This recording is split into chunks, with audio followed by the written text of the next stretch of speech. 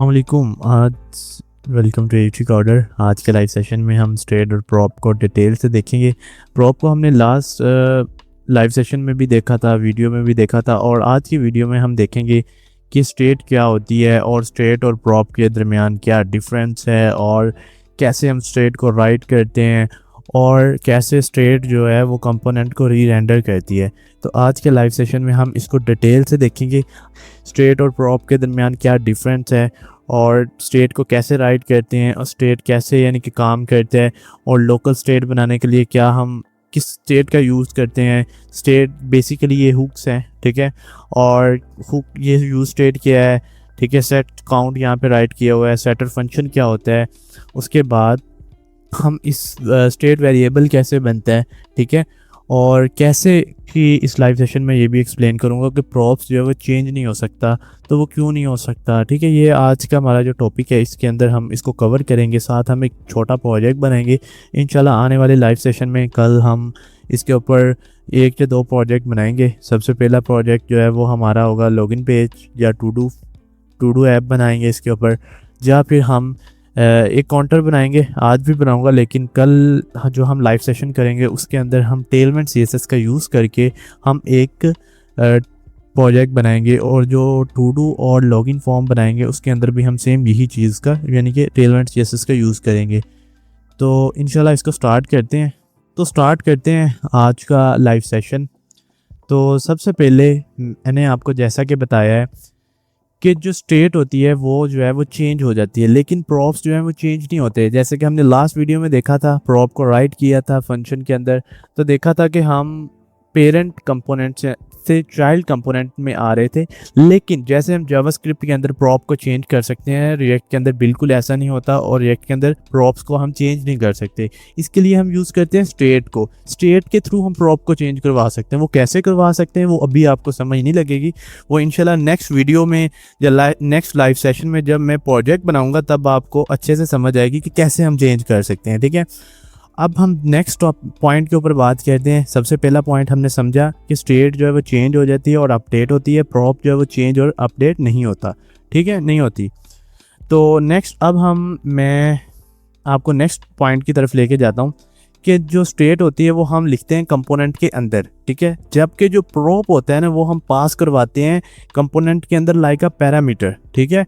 जैसा कि ये अभी प्रॉप पास हुआ है एक पैरामीटर की फॉर्म में, लाइक जैसे हम जावास्क्रिप्ट या फंक्शन के अंदर पैरामीटर पास करते हैं ना, सेम इसी तरह हम प्रॉप को पास करते हैं। लेकिन जो स्टेट होती है उसको हम फंक्शन के अंदर राइट करते, कंपोनेंट के अंदर राइट करते हैं, ठीक है, फंक्शनल कंपोनेंट के अंदर। ये हमारा एक फंक्शनल कंपोनेंट बना हुआ है, ठीक है, जिसको हमने एक्सपोर्ट किया हुआ है। देन तो नेक्स्ट चलते हैं। नेक्स्ट जो सबसे इम्पोर्टेंट बात और जो सबसे मुझे अच्छी लगती है स्टेट की, वो ये है कि जो स्टेट है ना वो जब भी चेंज होगी ना वो री रेंडर होती है, कंपोनेंट को री रेंडर करती है, ठीक है, जबकि प्रॉप चेंज होने पर वो री रेंडर नहीं होता, ठीक है। हाँ, अगर पेरेंट से वो चेंज हो तो फिर वो री रेंडर ज़रूर होता है, अदरवाइज वो री रेंडिंग नहीं होता, ठीक है। लेकिन स्टेट जब भी चेंज होती है, स्टेट की वैल्यू जब भी चेंज होती है वो कंपोनेंट को री रेंडर कर देती है, जो कि सबसे अच्छी बात है। अभी मैं एक प्रोजेक्ट बनाऊंगा उसके अंदर भी आपको समझ आएगी कि ये री रेंडर हो रहा है और कैसे हो रहा है, ठीक है। और देन आपको मुझे उम्मीद है समझ आई होगी, ठीक है। नेक्स्ट चलते हैं।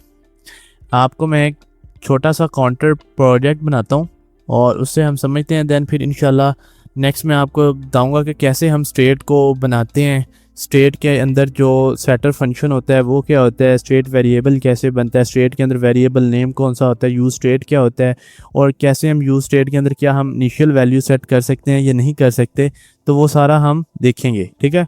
सबसे पहले मैं आपको एक सिंपल प्रोजेक्ट के थ्रू समझाना चाहता हूँ। हम यहाँ पर एक कंपोनेंट बनाते हैं, ठीक है, एक फाइल बनाई यहाँ पर काउंटर नेम से .jsx, और यहाँ पर RFC काउंटर हमने बना लिया है, ठीक है। इसको हम ऐसे रिमूव कर लें। अब यहाँ पर हम दो चीज़ें पास करेंगे, या तो आप H3 टैग का यूज़ कर लें और यहाँ पर लिख दें क्लिक, ठीक है, और एक हम यहाँ पर बटन टैग का यूज़ कर लेंगे और यहाँ पर हम लिख देंगे क्लिक मी, ठीक है। और अब हम क्या करेंगे, यहाँ पर एक वेरिएबल बनाएंगे। जैसा कि हम JS के अंदर, मैं अभी सबसे पहले आपको जैसे हम JS के अंदर एक यानी कि काउंटर बनाते हैं वैसे बना के दिखाऊंगा और आपको दिखाऊंगा कि ये वर्क नहीं कर रहा, ठीक है। देन फिर आपको मैं दिखाऊंगा कि रिएक्ट के अंदर हम कैसे बनाते हैं और कैसे वो री-रेंडर होता है, वो मैं अभी आपको दिखाता हूँ, ठीक है। ये हमने सिंपल एक वेरिएबल बनाया और वेरिएबल की जो इनिशियलाइज उसकी वैल्यू दी है, इनिशियल वैल्यू दी है वो हमने 0 दी है, ठीक है। देन हम यहाँ पर एक फंक्शन बनाते हैं जिसको हम नेम देंगे हैंडल चेंज, ठीक है। और यहाँ पर पैरेंथेसिस और कर्ली ब्रेसेस, और यहाँ पर अब हम क्या करेंगे, सिंपल काउंट को इक्वल टू काउंट 1 प्लस कर देते हैं, ठीक है। और अब यहाँ पर सिंपल हम यहाँ पर जो हमारा वेरिएबल का नेम है वो पास कर देते हैं और यहाँ पर एक इवेंट चला देते हैं। जैसे इस बटन के ऊपर क्लिक हो वैल्यू जो है वो चेंज होनी चाहिए, ठीक है। ऐसे ही है, तो हम इसको रन करते हैं सबसे पहले। अच्छा जी, अब हम इसको ब्राउज़र पर लेके जाते हैं तो ये कुछ इस तरह आ रहा है। बटन क्यों नहीं शो कर रहा जी? अच्छा, ये हमने यहाँ पर कॉल नहीं किया, इसको यहाँ पर कॉल करते हैं काउंटर, तो अब शो होगा हमें। तो ये देखें, अब हम इस बटन के ऊपर अगर क्लिक कर रहे हैं तो इसकी वैल्यू जो फंक्शन बिहाइंड द सीन जो हमने एक फंक्शन लगाया वो काम कर रहा है। अगर आपको मैं यहाँ पर कंसोल लॉग करके दिखाऊंगा तो वो काम कर रहा है, ठीक है। ये देखिएगा, मैं आपको कंसोल करवा के दिखाता हूँ। ये देखिए, जैसे हम इसके ऊपर क्लिक करेंगे ना तो ये यहाँ पर काउंटिंग आएगी, लाइक देखिएगा, ये देखें, ठीक है। यानी कि हमारा फंक्शन काम कर रहा है लेकिन हमारी स्क्रीन जो है वो उसके ऊपर शो नहीं हो रहा कुछ। क्यों? क्योंकि हमने डॉम को टारगेट ही नहीं किया। तो इसके लिए हम यूज़ करते हैं रिएक्ट के अंदर स्टेट को, ठीक है। अब यही काम मैं आपको स्टेट के थ्रू करके दिखाता हूँ। आपने परेशान नहीं होना अगर आपको स्टेट की समझ नहीं लग रही, मैं आपको अभी नेक्स्ट बताता हूँ कि स्टेट को हम कैसे बनाते हैं, ठीक है। तो सबसे पहले स्टेट बनाने के लिए हम यूज़ करते हैं लेट को, उसके बाद हम यूज़ करते हैं एरे। एरे के अंदर हम 2 पैरामीटर्स पास करते हैं। जो पहला पैरामीटर होता है उसकी वो होता है वेरिएबल का नेम, ठीक है। और जो दूसरा वेरिएबल होता है ना वो होता है हमारा सेटर फंक्शन, जिसको हम कहते हैं सेटर फंक्शन, ठीक है। तो उसके लिए जब भी हम यहाँ पर सेटर फंक्शन राइट करेंगे उसके स्टार्ट में हम सेट ज़रूर लिखते हैं, ठीक है। और इसको हम कैमल केस में लाइक इस तरह लिखते हैं, ठीक है। मैं आगे जाके आपको फिर एक्सप्लेन करूँगा। और यहाँ पर यूज स्टेट क्या है, ये हमारा एक मेथड है, ठीक है। और इसके अंदर हमने एक इनिशियल वैल्यू सेट की है 0, ठीक है। देन नेक्स्ट चलते हैं। और यहाँ पर अभी हम इस तरह काउंट को कर रहे थे, अब हम इसके सेटर फंक्शन के थ्रू वैल्यू को चेंज करवाएंगे, काउंट +1 कर देंगे, ठीक है। तो इसको हम रिमूव कर देते हैं और अब हम चेक करेंगे तो हमारी वैल्यू जो है वो अपडेट होगी। ये देखिएगा, ये वो चीज़ है जो मैंने आपको बताई थी कि स्टेट के अंदर जो भी वैल्यू चेंज होती है वो हमारे कंपोनेंट को री-रेंडर करती है। अभी ये हमारा जो कंपोनेंट है ये जब हम इसके ऊपर क्लिक करेंगे ये खुद ही ऑटोमेटिकली खुद ही री-रेंडर कर रहा है। और जहाँ जहाँ पर स्टेट का वेरिएबल जहाँ पे हमने दिया है, यानी कि फॉर एग्जांपल अभी हमने स्टार्ट में दिया है, अगर हम यहाँ पे इसको नीचे ले जाएं तो यहाँ पर भी इसकी वैल्यू को अपडेट करेगा। जहाँ जहाँ पे आपने स्टेट को यूज़ किया हुआ है उसकी वैल्यू को अपडेट खुद ही होती जाएगी, ठीक है। ये काम कैसे हो रहा है, ये हमारे सेटर फंक्शन के थ्रू हो रहा है और इस यूज स्टेट के थ्रू हो रहा है, ठीक है। जब भी हमारी वैल्यू चेंज होगी, कोई भी हमने इसके अंदर कोई भी फंक्शन परफॉर्म करवाना है तो हम सेटर फंक्शन को यूज़ करेंगे और जब उसकी वैल्यू जो भी उसका आउटपुट आएगा वो यूज स्टेट के अंदर स्टोर हो जाएगा इसकी मेमोरी के अंदर। देन फिर हम काउंट के थ्रू, यानी कि जो हमारा ये वेरिएबल है उसके थ्रू हम अपना शो करवा सकते हैं, या उससे काम करवा सकते हैं, ठीक है। तो ये थी हमारी एक सिंपल सी एग्जांपल जिसके अंदर हमने देखा कि स्टेट के थ्रू कैसे कंपोनेंट री-रेंडर होता है, ठीक है। और अब नेक्स्ट चलते हैं। नेक्स्ट जो हमारा टॉपिक है वो है स्टेट के ऊपर, कि स्टेट को मैं ज़रा और डिटेल से आपको समझाता हूँ कि स्टेट जो है वो कैसे बनाते हैं। और मैंने जो अभी आपको चीज़ बताई कि स्टेट वेरिएबल क्या होता है, वेरिएबल का नेम, और उसके बाद सेटर फंक्शन क्या होता है और यूज स्टेट क्या होता है, अब हम इसके ऊपर आते हैं, ठीक है। तो उसके लिए मैं यहाँ पर मैंने ये आपके लिए इमेज क्रिएट की है, ठीक है। अब हम सबसे पहले एक सिंपल जो नॉर्मल वेरिएबल है उसको क्रिएट करते हैं, ठीक है। और इसको एक बार हम कमेंट कर देते हैं। अब जो हम नॉर्मल वेरिएबल बनाते हैं ना वो कुछ इस तरह बनाते हैं। सबसे पहले हम लेट का यूज़ करते हैं या कॉन्स का यूज़ करते हैं, कीवर्ड का यूज़ करते हैं। उसके बाद जो सेकंड चीज़ होती है वो हम वेरिएबल का नेम यूज़ करते हैं और देन हम इक्वल साइन का यूज़ करते हैं उसके अंदर वैल्यू असाइन करने के लिए, और उसके अंदर हम कोई भी इनिशियल वैल्यू सेट कर देते हैं, ठीक है। इसी तरह हम बनाते हैं नॉर्मल वेरिएबल, ठीक है। लेकिन अगर यही चीज़ हमने स्टेट के अंदर करनी हो तो कैसे करेंगे? स्टेट के अंदर हम क्या करेंगे, सबसे पहले हम लेट कॉन्स्ट कीवर्ड का यूज़ करेंगे, जो वैर का यूज़ करिए, इन तीनों में से कोई भी यूज़ करेंगे, लेकिन हम नॉर्मली यूज़ करते हैं लेट और कॉन्स्ट का, ठीक है। देन हम यूज़ करेंगे एरे का, ठीक है। मैं यहाँ पर, अच्छा जी चलें छोड़ें इसको। फिर हम यूज़ करेंगे एरे। एरे के अंदर दो चीज़ें हैं। ये जो सबसे पहली चीज़ होगी ये होगा वेरिएबल का नेम। जैसे यहाँ पर हमें वेरिएबल का नेम दिया, इसी तरह स्टेट वेरिएबल के अंदर भी हम, यानी कि स्टेट के अंदर भी हम वेरिएबल को नेम देंगे, ठीक है। देन कोमा लगाने के बाद जो दूसरी चीज़ हमने इसके अंदर पास करनी, इस वेरिएबल इस स्टेट के अंदर हमने पास करनी, इस एरे के अंदर जो हमने पैरामीटर सेकंड पैरामीटर पास करना है वो होगा हमारा एक सेटर फंक्शन। इसके अंदर हमारा एक फंक्शन होगा। अब इस फंक्शन को लिखने का एक मेथड है। मेथड क्या है कि हम स्टार्ट में इसके अंदर सेट राइट करेंगे। फॉर एग्जांपल अभी हमने वेरिएबल का नेम दिया है काउंट, लेकिन अगर हम यहाँ पर इंडेक्स दे देते हैं तो हमारे यहाँ पर हम कुछ इस तरह लिखेंगे, ठीक है, कैमल केस में, लेकिन स्टार्ट में हम सेट लिखेंगे, फिर उस वेरिएबल का नेम जो भी होगा वो हम यहाँ पर पास कर देंगे। तो ये सेटर फंक्शन को लिखने का एक मेथड है, ठीक है, जिसको सारे डेवलपर्स फॉलो करते हैं। देन उसके बाद हम उसको इक्वल टू का असाइनमेंट ऑपरेटर का यूज़ करेंगे। देन यूज स्टेट, ये क्या है? ये एक मेथड है, ठीक है, जो कि इसके अंदर कंपोनेंट की ना मेमोरी होती है। मेमोरी इसके अंदर, यानी कि जो हमारा कंपोनेंट है उसकी मेमोरी की तरह ये काम कर रहा होता है, और इसके अंदर हम एक इनिशियल वैल्यू भी सेट कर सकते हैं। लेकिन अगर आप नहीं भी करते तो कोई मसला नहीं है, ठीक है। लेकिन आप इसके अंदर जो भी इनिशियल वैल्यू सेट करेंगे, जब भी हम फर्स्ट टाइम स्क्रीन पर आएंगे तो वो आपको यहाँ पर शो होगी, क्योंकि अभी हमने कमेंट कर दिया इसलिए शो नहीं हो रही, तो वो स्टार्ट में आपको शो हो जाएगी, ठीक है, अगर आप इसके अंदर कोई इनिशियल वैल्यू सेट करते हैं तो। अगर नहीं करते तो फिर वो नहीं होगी शो, ठीक है। अब नेक्स्ट चीज़ चलते हैं कि यू स्टेट के अंदर, यू स्टेट जो है वो कैसे काम कर रही है। अब उसके ऊपर आते हैं।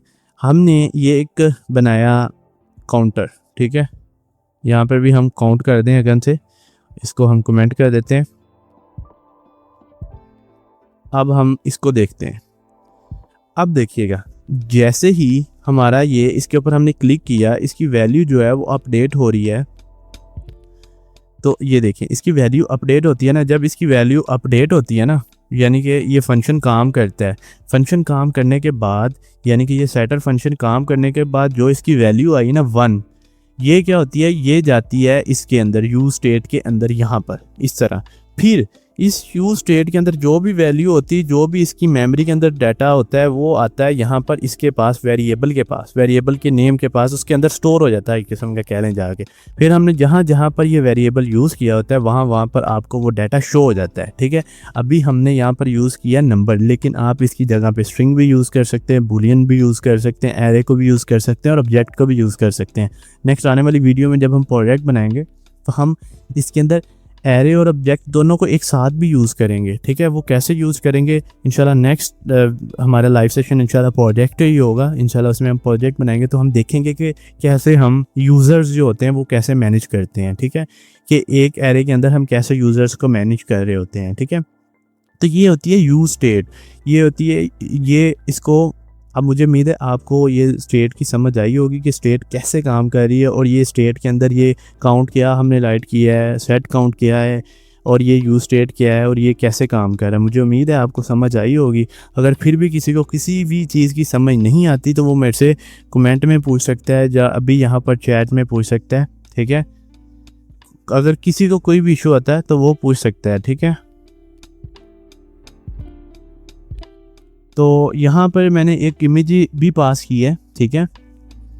तो ये भी सेम इसी तरह हमें इसके अंदर बहुत सारी चीज़ें मिल रही हैं कि यूज स्टेट क्या है। ये एक रिएक्ट का हुक है, ठीक है, ये फंक्शन के अंदर ही यूज़ होता है इसको, और हम इसको कस्टम हुक भी बना सकते हैं। ये हमारी लोकल स्टेट को मैनेज करने के लिए यूज़ होता है, ठीक है।